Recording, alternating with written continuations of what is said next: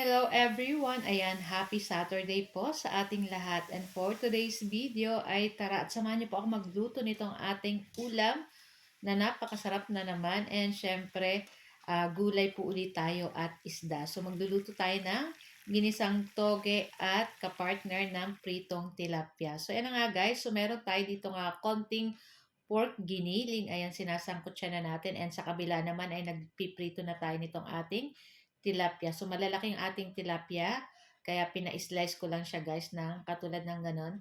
So, ayan na nga. At nasangkot siya na natin yung ating konting giniling dyan. So, pwede naman na po yata ngayon kumain ng karne. Pero, konti lang naman po ito guys. Ayan.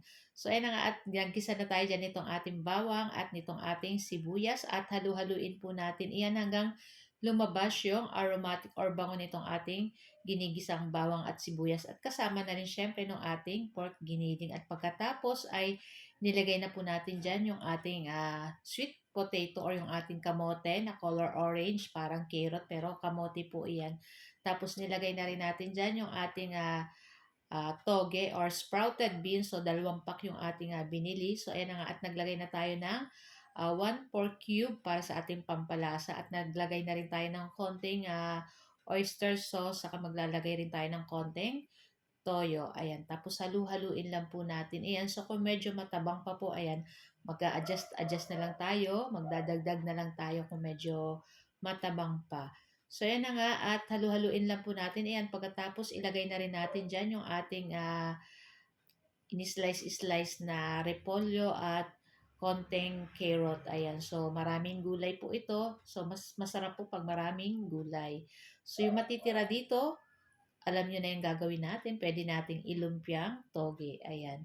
So, sa kabila, syempre, ayun na yung ating pritong tilapia, nagpiprito na tayo. So, yan sa ating gulay, naglagay nga po pala ako ng konting sugar.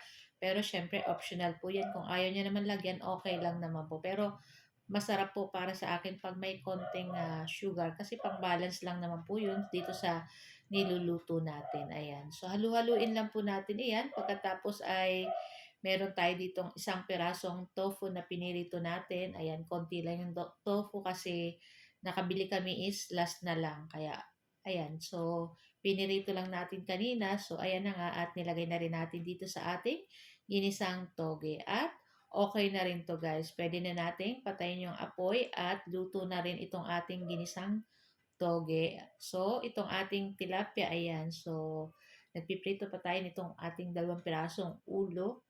Ayan. And ilang minuto lang ay luto na rin po yan. At ready na rin po kami kumain itong ating napakasarap na ulam for today's video. Walang iba kundi itong ating ginisang toge at pritong tilapia. So guys, ayan, ito lang po ang ating video today at sana po ay nag-enjoy kayo. So guys, thank you for watching and see our next video again. Ciao! Happy time everyone! Bye!